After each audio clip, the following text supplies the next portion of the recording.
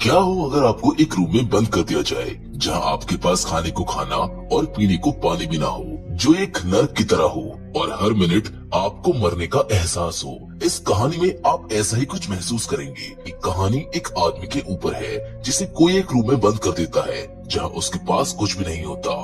अब क्या वो कभी उस रूम से बाहर निकल पाएगा या उसकी जिंदगी इसी रूम में खत्म हो जाएगी? ये आपको इस कहानी को देखकर मालूम करना होगा। Hollywood silver screen presenting iron door. कहानी की शुरुआत में हमें एक आदमी को दिखाया जाता है जिसने शायद रात कुछ पी लिया होगा जिससे उसको रात में कुछ याद ही नहीं होता, और जब उसकी आंखें खुलती हैं तो वो अपने साइड में मरे हुए एक चूहे को देखकर डर जाता है। वो देखता है कि वो एक अजीब से चारों तरफ से बंद रूम में है। उस रूम में लोहे का एक वॉल्ट जैसा दरवाजा भी होता है। इस आदमी को कुछ भी समझ नहीं आ रहा होता है कि वो कहाँ पर है। वो उस लोहे के दरवाजे को खोलने की कोशिश करता है पर उससे वो नहीं खुलता। इस आदमी को लग रहा होता है कि शायद इसका कोई दोस्त उसके साथ प्रैंक कर रहा है। ये गुस्से में अपने उस दोस्त का नाम लेकर कहता है कि मुझे एक बार बाहर आने दे, तुझे तो मैं नहीं छोड़ूंगा, तेरी नौकरी तो गई। ये आदमी इस रूम में रखी हुई एक अलमारी को भी हिलाने की और खोलने की कोशिश करता है पर वो अलमारी भी नहीं खुलती। धीरे धीरे उस मरे हुए चूहे को भी मक्खियां खा रही होती है। ये आदमी इस रूम में लगे हुए कैमरे को ढूंढने लगता है कि कहीं कोई इसके ऊपर नजर तो नहीं रख रहा, पर उसे रूम में कोई कैमरा नहीं मिलता। वो फौरन अपनी जेब से फोन निकालकर किसी को फोन करने लगता है पर इस जगह उसके फोन में नेटवर्क ही नहीं आ रहे होते हैं, यानी इस समय ये जगह बिल्कुल आइसोलेटेड है। वो आदमी अब बहुत तेजी से गुस्सा होने लगता है और अपने साथ काम करने वाले और अपने दोस्तों पर चिल्लाने लगता है क्योंकि उसको अभी भी यही लग रहा था कि उसके दोस्त उसके साथ कोई प्रैंक कर रहे हैं। पर थोड़ी देर बाद उसका ये भ्रम टूटने लगता है और उसको ये रियलाइज होने लगता है कि शायद इस दरवाजे के बाहर कोई भी नहीं है। वो गुस्से में जोर जोर से उस लोहे के दरवाजे पर लात मारने लगता है। वो एक बार फिर गुस्से में सबसे चिल्लाकर ये बोलता है कि तुम्हारे पास आखिरी मौका है, मुझे यहाँ से जल्दी बाहर निकालो वरना मैं तुमको पुलिस से पकड़वाकर जेल में भिजवा दूंगा। इस बार भी कोई जवाब नहीं देता। बिना पानी और बिना खाने के उसे अब यहाँ पर एक पूरा दिन बीत जाता है। अगले दिन वो उठकर सबसे पहले टाइम देखता है। घड़ी में सुबह के 9 बज रहे थे, जिसके बाद वो अपना फोन निकालकर ये चेक करता है कि क्या अब नेटवर्क आ रहे हैं या फिर नहीं। तभी उसका फोन नीचे गिरकर टूट जाता है जिससे उसका दिमाग और ज्यादा खराब होने लगता है। उससे अब अपनी प्यास पर काबू नहीं करा जा रहा था, इसलिए अपनी प्यास बुझाने के लिए वो अपना जूता निकालकर उसमें अपना यूरिन भरता है और उसको ही पी जाता है, जिससे थोड़ी देर के लिए तो उसकी प्यास बुझ जाती है पर उसको अभी भी बहुत तेज गुस्सा आ रहा था। तभी उसे ऊपर लगी हुई लाइट में एक चाबी दिखाई देती है। वो फौरन लाइट को तोड़कर उस चाबी को निकालता है। वो चाबी उस अलमारी की होती है।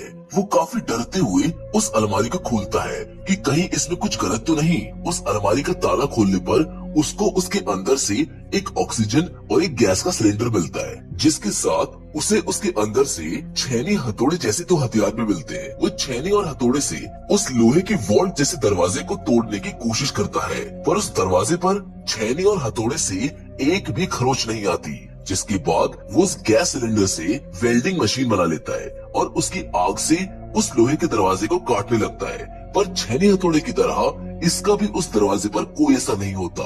जिसके बाद उसे ऊपर की तरफ एक फायर अलार्म लगा हुआ दिखाई देता है, जिसे देखकर उसके दिमाग में एक आइडिया आता है कि क्यों ना आग से इसको एक्टिवेट किया जाए ताकि इसमें से पानी बाहर निकलने लगे। पर आग से वो फायर अलार्म ऑन ही नहीं होता क्योंकि वो नकली है, जिसकी वजह से फ्रस्ट्रेशन में आकर वो आदमी उस अलमारी को ही तोड़ने लगता है। वो उस पर लात और हथौड़ा मारने लगता है पर कुछ देर बाद वो फिर से शांत होकर जमीन पर बैठ जाता है और अपने दिमाग को ठंडा करने लगता है। तभी उसको सामने की दीवार पर एक छेद दिखाई देता है, जिसे देखकर वो समझ जाता है कि इस दीवार को तोड़ा जा सकता है। वो फौरन छेनी हथौड़ा लेकर उस छेद को और बड़ा करने लग जाता है पर थोड़ा काम करते ही उसकी सांस फूलने लगती है क्योंकि अब इस रूम की ऑक्सीजन धीरे धीरे खत्म हो रही थी। वो ऑक्सीजन सिलेंडर से अपने आप को ऑक्सीजन देने लगता है पर एक साथ बहुत सारी ऑक्सीजन लेने की वजह से वो बेहोश हो जाता है। थोड़ी देर बाद जब उसे होश आता है तो उसको बहुत ज्यादा भूख लगी होती है और अब वो बिना कुछ खाए उस दीवार के छेद को भी नहीं तोड़ सकता।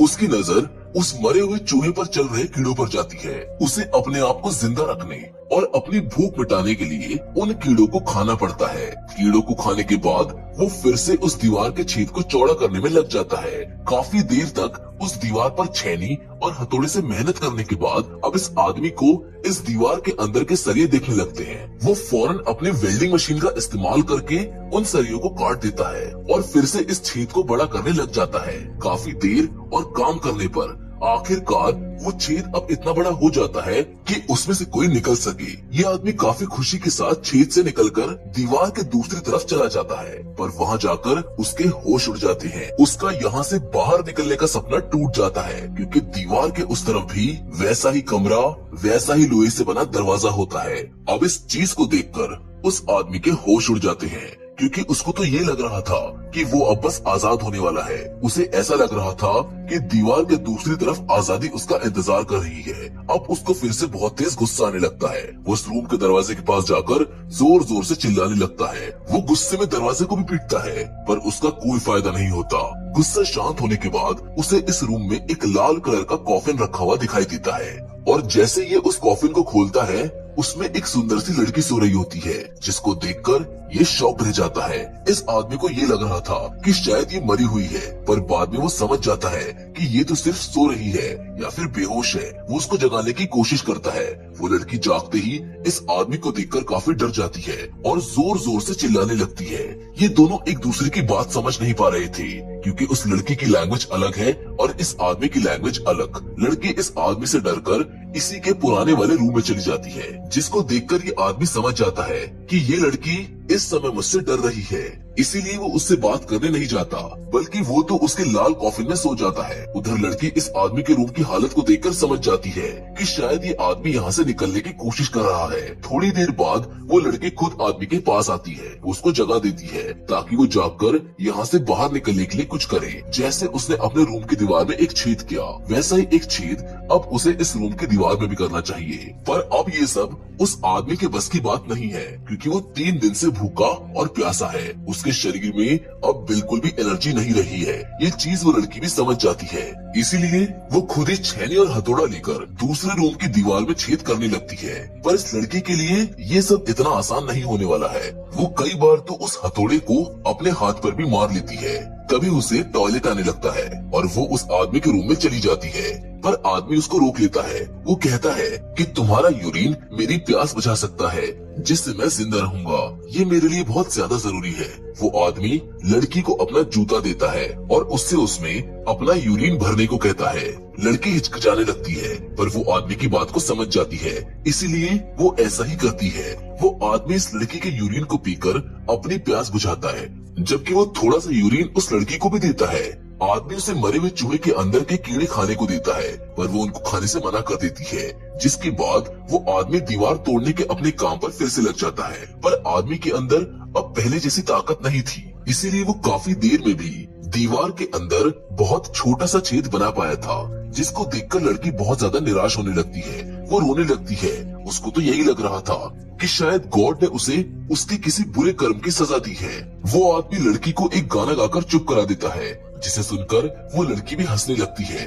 तभी छेद करते हुए आदमी के हाथ पर हथौड़ा लग जाता है, इसीलिए लड़की फौरन अपने सर का कपड़ा उतारकर उसके हाथ पर बांध देती है। धीरे धीरे इन दोनों के बीच दोस्ती होती जा रही थी। ये दोनों एक दूसरे की लैंग्वेज तो नहीं जानते थे, लेकिन एक दूसरे के इमोशंस को अच्छे से समझ पा रहे थे। अब वो दोनों एक साथ काम करने लग जाते हैं। तभी अचानक से उनको लोहे का दरवाजा खुला हुआ दिखाई देता है। वो दोनों भागकर उसकी तरफ जाते हैं, पर इन दोनों के जाते ही वो लोहे का दरवाजा फिर से उसी जगह आकर बंद हो जाता है।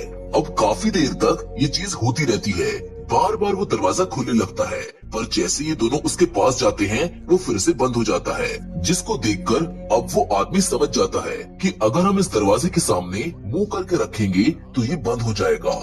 हमें इसे खोलने के लिए इसकी तरफ पीठ करके आगे बढ़ना होगा। ये दोनों ऐसा ही करते हैं और धीरे धीरे दरवाजा भी खुलने लगता है। आखिरकार अपनी इस तरकीब से ये इस दरवाजे को खोल ही देते हैं, पर दरवाजे से बाहर आकर ये दोनों काफी निराश और गुस्सा होने लगते हैं, क्योंकि बदकिस्मती से ये भी वैसा ही एक तीसरा रूम था, जिसमें एक खाली कॉफिन और पिछले 2 रूम्स की तरह एक लोहे का दरवाजा था।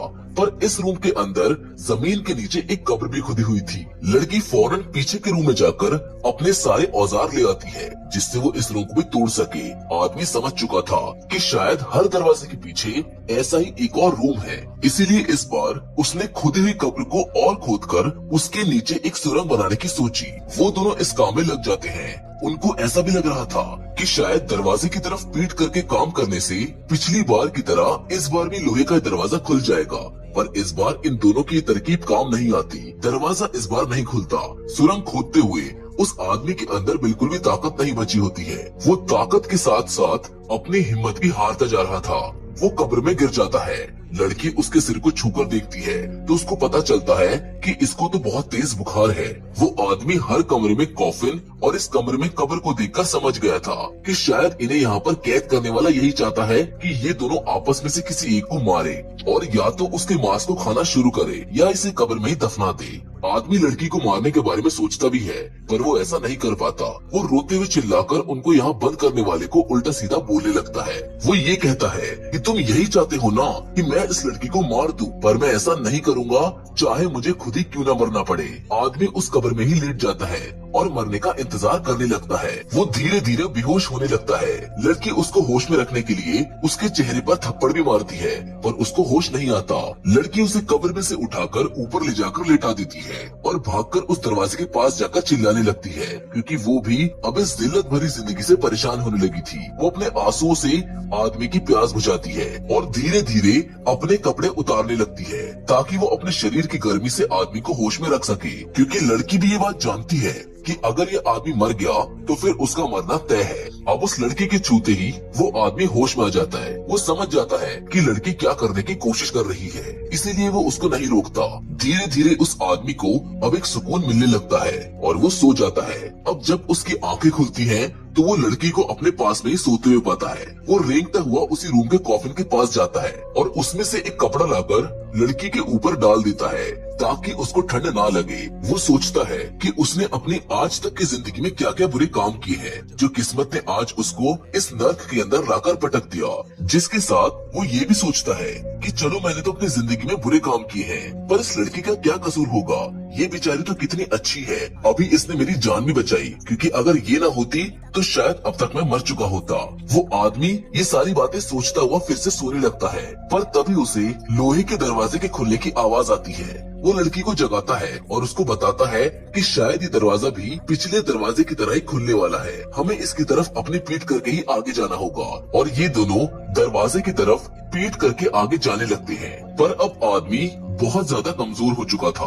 उसके शरीर में अब इतनी ताकत भी नहीं थी कि वो चल सके, इसीलिए लड़की उसे अपना सहारा देते हुए दरवाजे की तरफ ले जाने लगती है और आखिरकार ये दरवाजा खुल जाता है। दरवाजे के बाहर का दृश्य देखकर ये दोनों चौंक जाते हैं क्योंकि इस वक्त इनकी आंखों के सामने सबसे खूबसूरत नजारा था। दरवाजे की बाहर की दुनिया एक सपनों की दुनिया की तरह लग रही थी जिसमें बेहद खूबसूरत पेड़, झरने, पहाड़ और बादलों से भरा नीला आसमान था। इन दोनों को अपनी आंखों पर विश्वास ही नहीं हो रहा था, लेकिन ये सब सच था। ये दोनों एक दूसरे को देखकर मुस्कुराने लगते हैं और अपने इस नई जिंदगी की ओर बढ़ जाते हैं। आखिरकार इतनी मुसीबतों का सामना करने के बाद इन्हें इस नर्क से आजादी मिल ही गई। इस स्वर्ग और इनकी इसी खुशी के